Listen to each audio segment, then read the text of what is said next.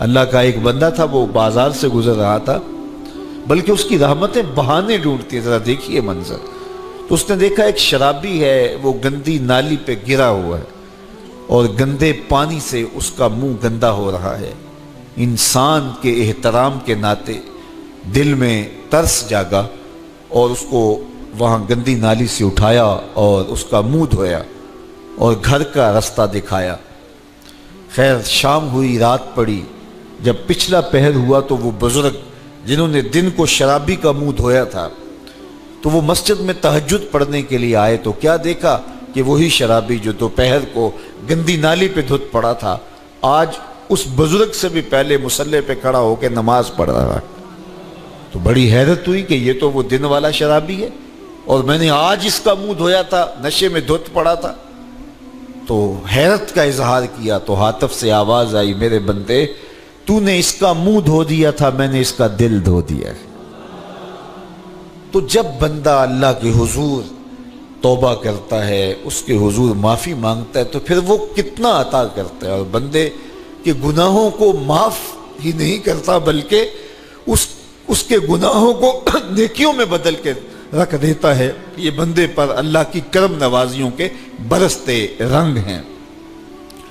التائب من الذنب کمن لا ذنب لہ، گناہ سے توبہ کرنے والا ایسا ہوتا ہے جیسے اس نے گناہ کیا ہوا ہی نہیں۔ حدیث پاک میں آتا ہے کہ قیامت کے دن ایک شخص اپنا نامہ اعمال کھولے گا اور اسے فرمایا جائے گا کہ اپنے نامہ اعمال کو پڑھو، تو وہ نامہ اعمال پڑھنا شروع کرے گا۔ اب اس نے بڑے بڑے جرم کیے ہوں گے اور چھوٹے چھوٹے گناہ بھی کیے ہوں گے۔ اب اللہ سے حیا کرتے ہوئے، شرم کرتے ہوئے جو بڑے گناہ ہیں ان کو چھوڑتا جائے گا، صرف نظر کرتا جائے گا اور چھوٹے چھوٹے گناہ پڑھتا جائے گا۔ جب وہ سارا نامہ اعمال پڑھ چکے گا تو آواز آئے گی، بندے جا، میں تیرے سارے گناہوں کو بدل کے نیکیوں میں تبدیل کر دیا۔ تو وہ کہے گا، اے اللہ ابھی تو میرے بڑے بڑے گناہ رہتے تھے جو میں نے ابھی پڑھے ہی نہیں۔ تو جب یہ بات اللہ کے محبوب نے ارشاد فرمائی تو حضور اتنا مسکرائے کہ صحابہ کو حضور کی داڑھیں نظر آنے لگی۔ پہلے وہ کہہ رہا ہے کہ چھوٹے چھوٹے گناہ پڑھتے اور بڑے چھوڑتا چلا جاتا ہے، اور جب یہ اسے پتا چلا کہ ان گناہوں کو بدل کے نیکیوں میں تبدیل کر دیا جائے گا تو وہ کہتا ہے ابھی تو بڑے بڑے گناہ میرے رہتے تھے۔ تو اللہ کی یہ کرم نوازیوں کے رنگ ہے کہ وہ گناہوں کو بدل کے نیکیوں میں تبدیل کر دیتا ہے، اور بندہ جتنا بڑا گناہ گار تھا جب سچے دل سے اس کے حضور توبہ کرنے کے لیے حاضر ہوتا ہے تو پھر اتنا ہی بڑا نیکوکار بن جاتا ہے۔ سیدنا عمر فاروق رضی اللہ تعالی عنہ کا زمانہ تھا، اور آپ جانتے ہیں وہ ہاتھ میں درہ رکھتے تھے اور گلیوں میں گشت کیا کرتے تھے رات کو۔ دن کو بھی آپ دیکھتے تو ایک شرابی تھا جو ہاتھ میں شراب کی بوتل لیے آ رہا تھا، اچانک گلی کا موڑ کاٹا تو آگے حضرت عمر آ رہے تھے، ایک دم ڈر گیا اور دل ہی دل میں کہا، اے اللہ حضرت عمر کے قہر سے بچا لے، ساری زندگی شراب نہیں پیوں گا۔ سچی توبہ کر دی اور جلدی سے وہ شراب کی بوتل بغل میں دبا لی۔ اتنے میں حضرت عمر بھی سر پہ پہنچ گئے اور کڑک کے کہا، گرج کے کہا کہ یہ تیرے پاس کیا ہے؟ تو تھی تو شراب۔ اب ڈرتے ہوئے اس نے کہا، حضور یہ سرکہ ہے۔ تو حضرت عمر فرمایا، نکالو۔ اب وہ تھر تھر کانپ رہے اور بغل سے وہ شراب کی بوتل نکالی۔ جب نکالا تو وہ شراب نہیں تھی، سرکہ بن چکا تھا۔ تو جو اللہ شراب کو سرکے میں بدل دینے پہ قادر ہے، وہ گناہوں کو نیکیوں میں بدل دیتا ہے۔ تو یہ ایک صورت دکھائی کہ دیکھو یہ شراب کو سرکے میں تبدیل کر دیا، تمہارے گناہ بھی نیکیوں میں تبدیل کر دیں گے۔ تم آؤ تو صحیح اس کی چوکھٹ پہ، تم ہاتھ تو پھیلاؤ۔ حضرت داتا گنج بخش علی حجویری علیہ رحمہ کشف المعجوب کے اندر لکھتے ہیں کہ جو فرمایا گیا کہ جس نے توبہ کی اللہ نے اس کی مغفرت کر دی، تو ایک بزرگ کا قول نقل کیا کہ جس کو اللہ نے بخشنا تھا اللہ نے اس کو توبہ کی توفیق دے دی۔ اس کو بلایا ہی اسے ہے جس نے مغفرت کرنی تھی۔ تو توبہ کی توفیق کا نصیب ہو جانا یہ اللہ کی خاص رحمتیں ہیں، اور توبہ کرنے والا اللہ کی خاص رحمتیں پاتا ہے۔ توبہ کرنے والا جب اس کے حضور حاضر ہوتا ہے تو اللہ تعالیٰ اس پہ بہت خوش ہوتا ہے۔ اللہ کے محبوب علیہ السلام نے باقاعدہ ایک مثال سے یہ حقیقت سمجھائی کہ توبہ کرنے والے کے لیے اللہ کی خوشی کا عالم کیا ہوتا ہے، اللہ کیسے خوش ہوتا ہے توبہ کرنے والے پر۔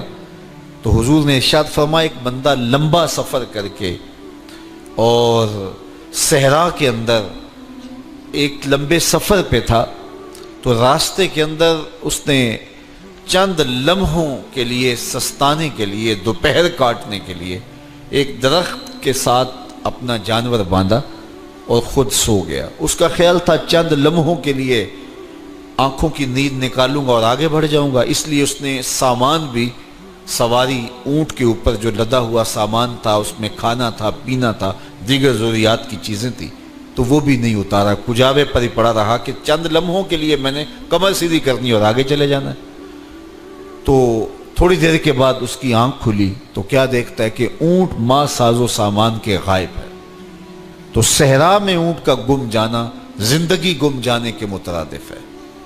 تا حد نظر نہ کوئی آبادی، نہ کوئی انسانی وجود، تو پھر زندگی نہیں موت کے منہ میں اپنے آپ کو دھکیل لینا ہے جنگل میں، اگر آپ کے پاس کچھ باقی نہیں بچتا ہے۔ تو اس نے دیکھا کہ سواری غائب ہے، سواری غائب ہے تو اس کے اوپر جو سامان تھا وہ بھی غائب ہے، تو وہ دائیں بائیں بھاگا دوڑا اس خیال سے کہ میں جو ہے وہ اپنی سواری کو تلاش کر لوں، لیکن سواری نہیں مل پائی۔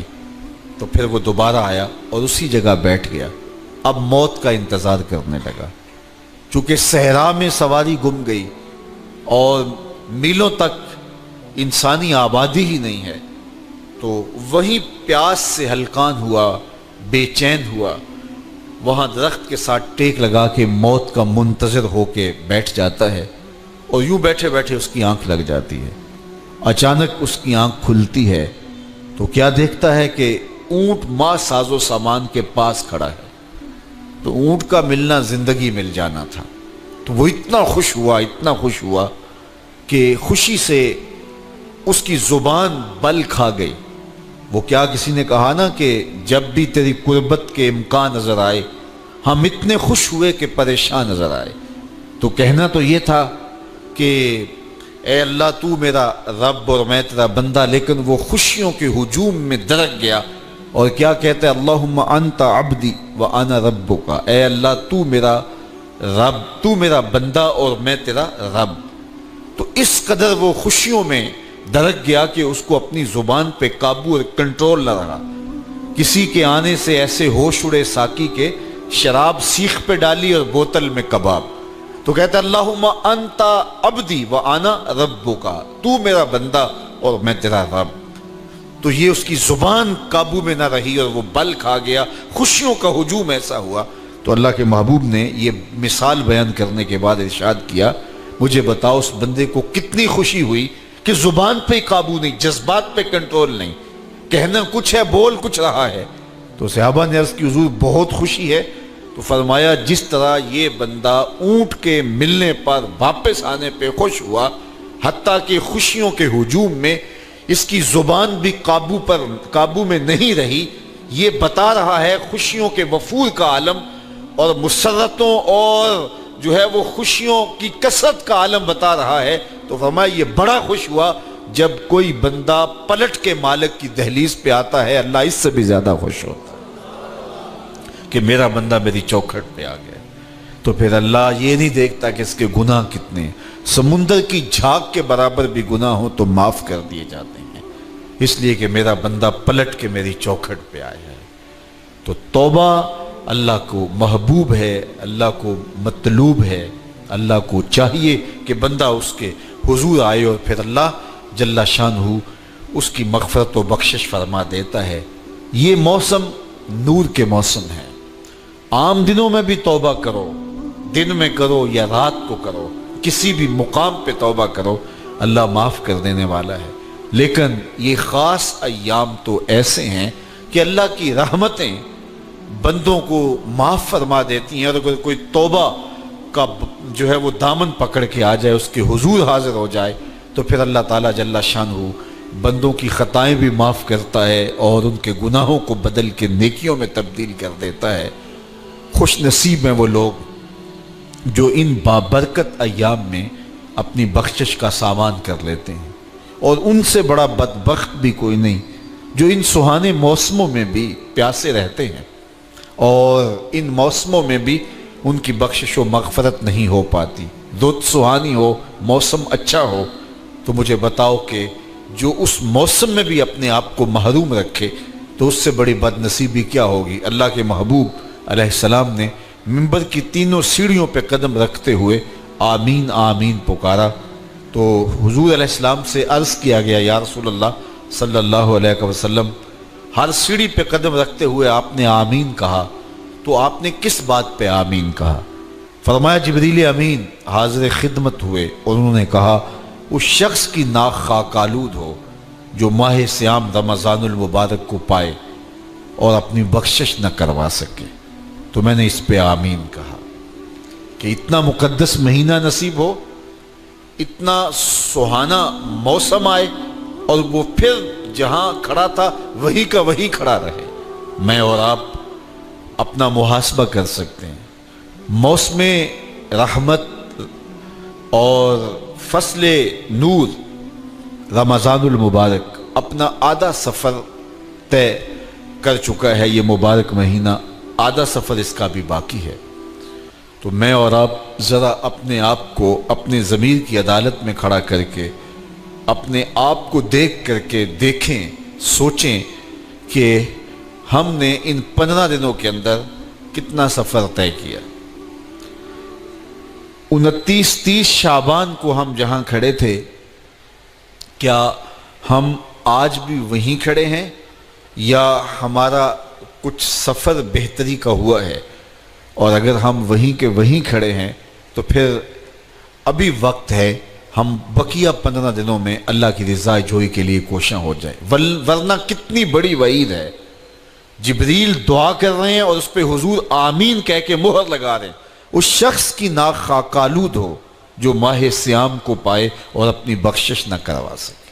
مجھے اور آپ کو پتہ ہے کہ ہم کہاں کھڑے ہیں۔ بل الانسان علی نفسہ بصیرہ ولو القی معاذیرہ، انسان خود اپنے آپ کو جانتا ہے کہ میں کہاں کھڑا ہوں، وہ اپنے آپ کو خود دیکھتا ہے۔ ایک تو فیصلہ قیامت کے دن ہوگا، نامہ اعمال تولے جائیں گے اور نامہ اعمال کے تلنے کے بعد پتہ چلے گا نیکیاں کتنی ہیں اور برائیاں کتنی ہیں۔ لیکن ایک ہم اپنے ضمیر کے اندر ترازو گاڑ کر کے اپنے عمل تول سکتے ہیں اور ہمیں پتہ ہے ہم نے نیکیاں کتنی کی، ہمیں پتہ ہے ہم نے برائیاں کتنی کی۔ جو نیکیاں کی ان میں اللہ کی رضا کے لیے کتنی کی، لوگوں کے دکھاوے کے لیے کیا کیا، خواہش نفس کے لیے کیا کیا۔ لوگ اس کو نیکی سمجھتے رہے لیکن ہم تو سمجھتے ہیں وہ نیکی ہے کہ نہیں ہے۔ اس طرح جو برائیاں کی وہ تو برائیاں ہیں۔ تو میں اور آپ اپنے ضمیر کی عدالت میں ترازو گاڑ لیں اور اپنے اعمال کو ابھی تول لیں۔ فرمایا گیا حاسبو قبل ان تحاسبو، قبل اس سے کہ تمہارا حساب کیا جائے تم اپنا حساب پہلے ہی کر لو۔ تو اپنے اندر کی ستھرائی، اپنے اندر کی پاکیزگی